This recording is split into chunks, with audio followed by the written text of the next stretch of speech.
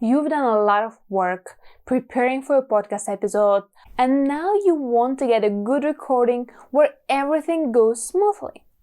For that, it's good to have a checklist of what to do before you record a podcast episode. I had all kinds of situations. Too much noise on the audio, I used the wrong mic, I was interviewed when the host forgot to click a record button. Some of those you still can manage, but some would be difficult to fix later. Let's get you ready for an awesome podcast episode.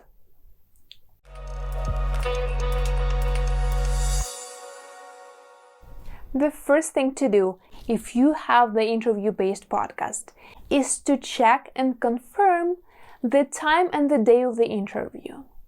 You can send an email to a person and ask if everything is on set for your upcoming interview and that nothing changed as you discussed.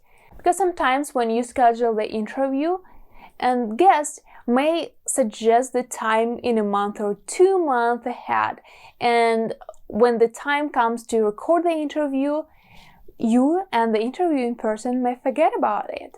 So it's good to have the reminder. If you want to make it a little more simple, then you can create a Google Calendar event and set it up for the notification. So let's say an hour before you interview your guest, and you will get a notification about the interview as a reminder. Still, in this case, it's good to confirm via email that nothing changed and the guest plans to appear on your episode at the set time and the specific day. And if you want to be more organized, you can use a scheduling system. I like to use Acuity scheduling, and I will put the link in the descriptions below so you can check it out too.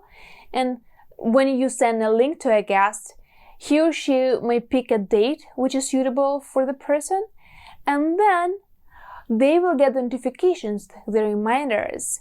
For me, I like to set up it 1 day before the interview and 1 hour before the interview.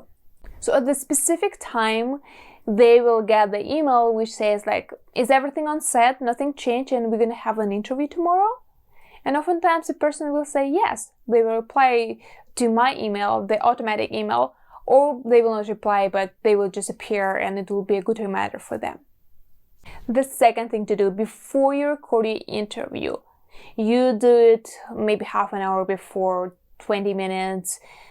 You turn off all notifications, you put away your phone, you turn off your alarms, your fridge. I have a very noisy fridge, so when I recorded the episodes, oftentimes I could hear the noise of the fridge. So that was in the beginning. I had to turn it off, and when I finished the episode, I had to turn it on, otherwise everything will be just melting inside. And also turn off your AC if it's too noisy. Sometimes you can hear that noise on the background too. Also, if you use a laptop, make sure that it's connected to a power source and you will not run out of power in the middle of the interview. Make sure that your windows and doors are closed, so you will be in the quiet space. Even if something goes on outside, you still will have the maximum of quietness as you can get. The third thing to do before you record the podcast episode is prepare your microphone. In your recording system, check that you use a podcast mic, not the laptop mic or any internal mics. Then make sure that you keep your mic away from the laptop or your computer, especially if your computer creates a lot of noise. Just keep the space so the microphone will not catch up all that extra noise, and editing will be easier for you.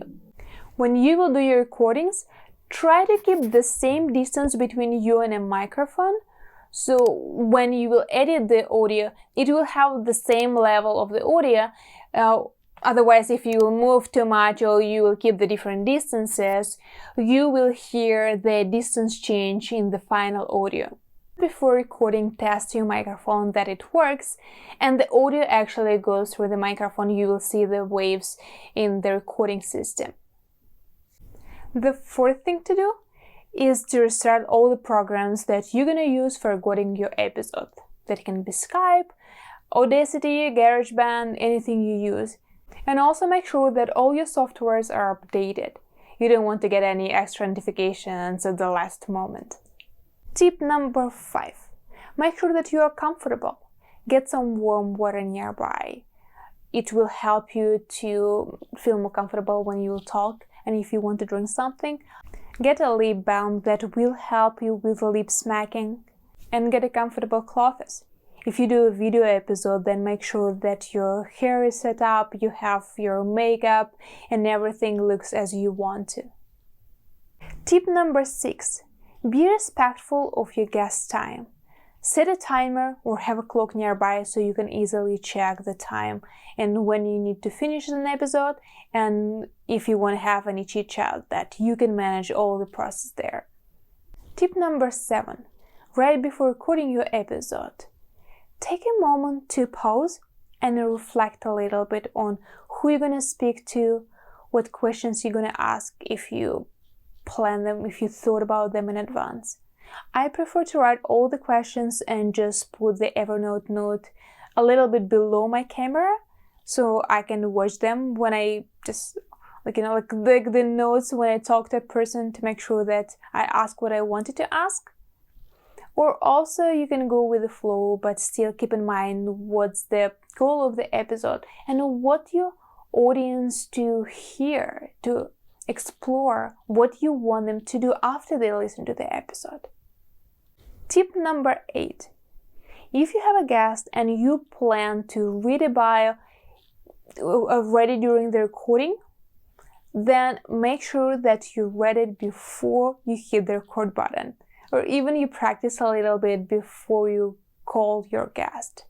Because there are many times when they can add some words or sentences when you read them, you can mess up with. It's good if you will just repeat it several times and speak them out loud so you will know how to pronounce the words or the intonation that you want to put in the bio. Because the bio is a representation of your guest and you want to make sure that you do a good job there. For recording my podcast episodes, I use Skype. So 5 minutes before my call to a guest, I send a message in the chat. Looking forward to talking to you in 5 minutes. Let me know when you're ready. Then a guest can reply that I'm ready, or you can call me.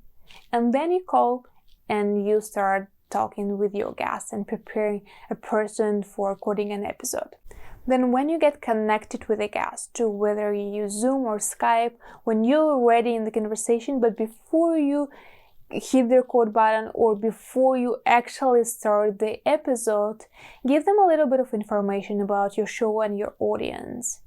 Even the person new about your podcast, it's good to clarify so they could think about how they can craft your message specifically for your people.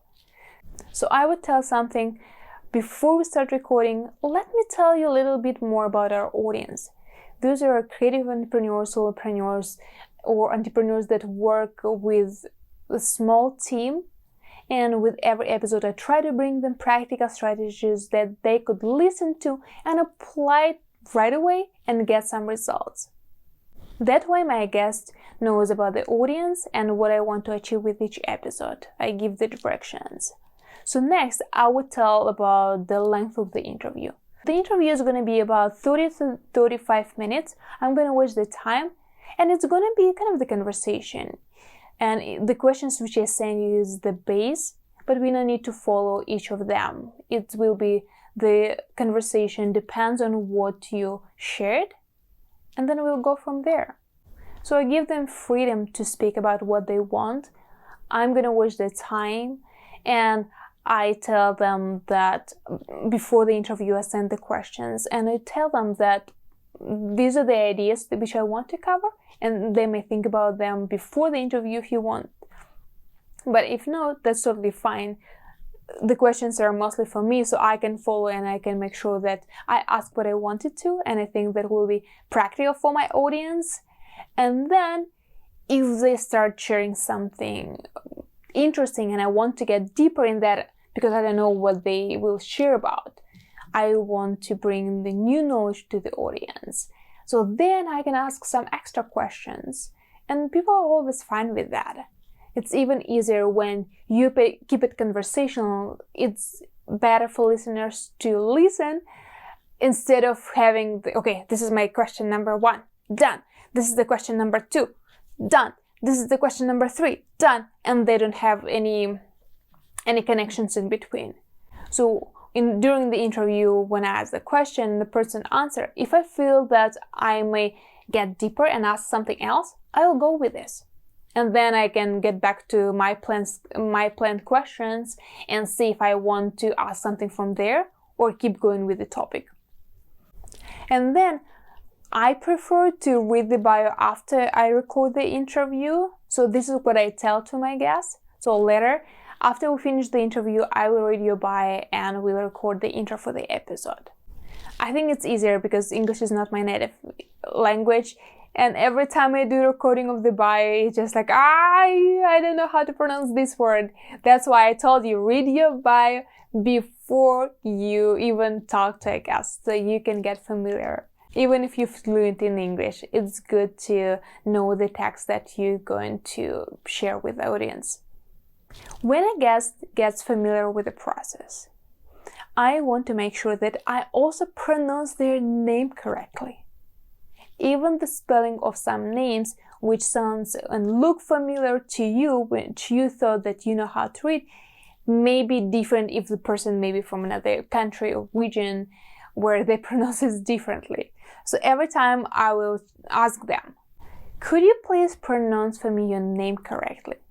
At this point, I already gave all the instructions to a guest.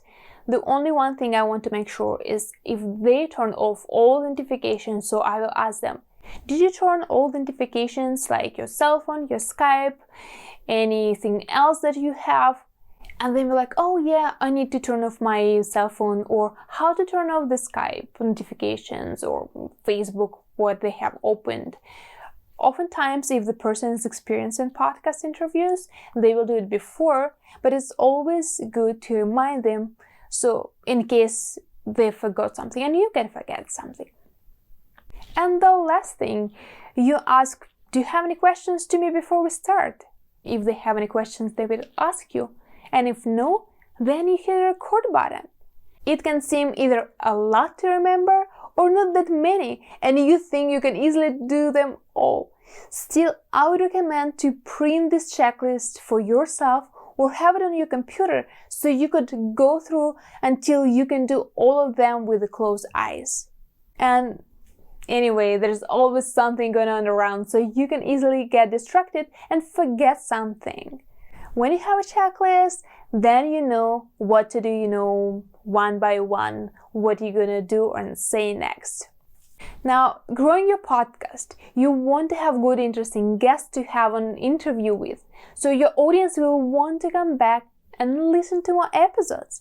Watch this video next, where I give the exact podcast guest speech template I used to invite for an interview more than 150 people, including internationally well-known guests.